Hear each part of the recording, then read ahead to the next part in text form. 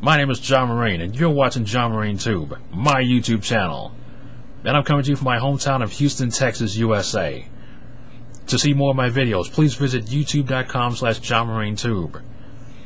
I'm coming to you from my hometown of Houston, Texas, USA.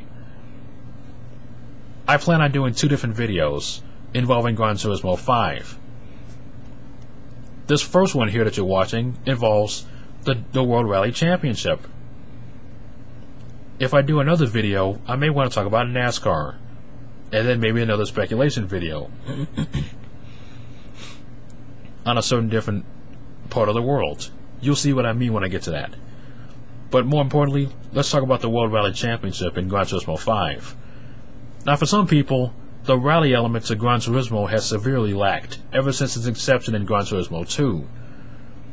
So some would say that the inclusion of the World Rally Championship basically gives the Gran Turismo series that much needed shot on the arm in the rally racing department. And when you look at rally racing in general, you're talking about one of the greatest racing series, as well as one of the most daring racing series, and one of the most daring kinds of racing.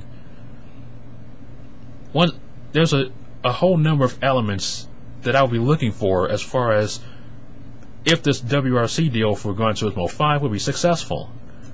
So let's talk about some of the different nuances of this deal. You gotta have mixed surfaces, because not all rallies have the same kind of surfaces. You have your gravel rallies, you have your tarmac rallies, and especially if you go to Sweden, you're talking about snow rallies. You have a wide variety of different surfaces that rally racers race on with their cars, and PD has to capitalize on this. Maybe go to the point of having one of those surface reports, like this stage has, let's say, 55% gravel, 10% mud, 30% tarmac, that sort of thing. Also, you got to have some fun stuff in rally racing, like when you splash water. Especially if you go through little streams, and then, boom, water just shoots up, and you put on a little show there. Also fun in rally racing are those of special stages. Special stages are usually these one-on-one race events where you have one driver in one car versus you in another car.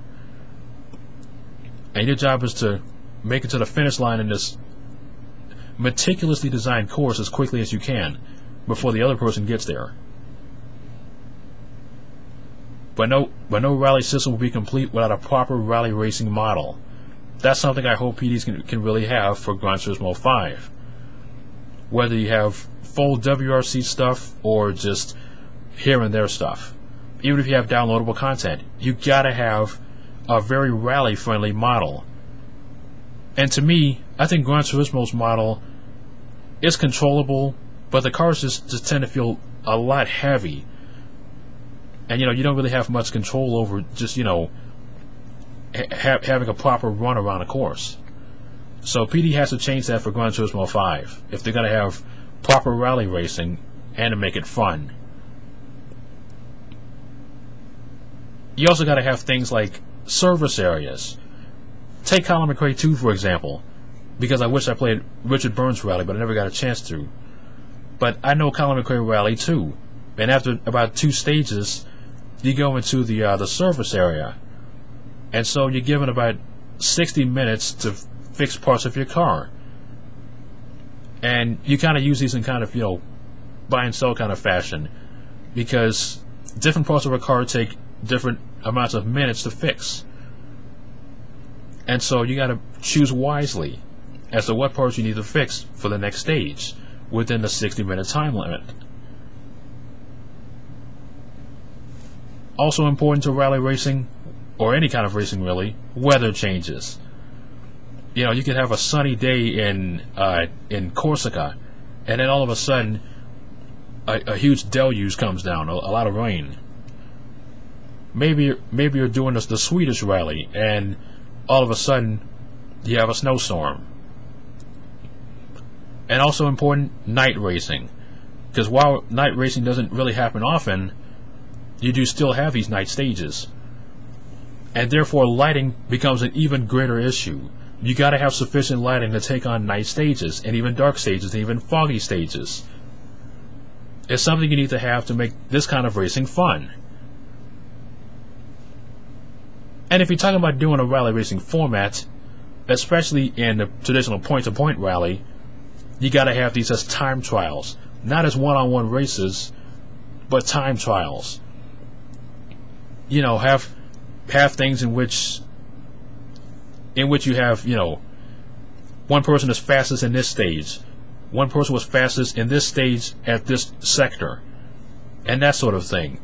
You know, got to have times accumulate to determine who are some of the best drivers from, or determine rather, who wins the overall rally. And you got to have stage checkpoints, stage wins, and all that stuff. And of course the overall time. Now the key issue for me for Gran Turismo 5 featuring WRC is, to what extent are they going to allow this kind of racing? Are they mostly going to show you WRC racing cars and not a lot of stages? Are they going to include mostly a few here and there rally stages? Or are we going to see every single rally event, or every single rally stage of a rally, including special stages? Yeah, like, you know, are we going to see the Monte Carlo rally? Are we going to see the Acropolis rally? Are we going to see the Argentina rally? Or in Sweden, in Japan, the Australian rally? Maybe want to try out the Safari rally. I mean, and also to what extent do we have, you know, drivers and sponsorship involvement and that sort of thing? How far is PD willing to go to make this experience last? Those are going to be my storylines in regards to Gran Turismo 5 and the World Rally Championship, and maybe any other kind of rally racing we may see in GT5. If you want to offer your speculation, please offer me a comment in the comment box. And have a nice day. My name is John Marine. Thank you for watching this video. To see more of my videos, please visit youtube.com/JohnMarineTube. Subscribe because you love my channel, comment because something's on your mind, rate because my videos mean something to you, but don't hate. From here in Houston, Texas to you all over the world, my name is John Marine. Love and peace.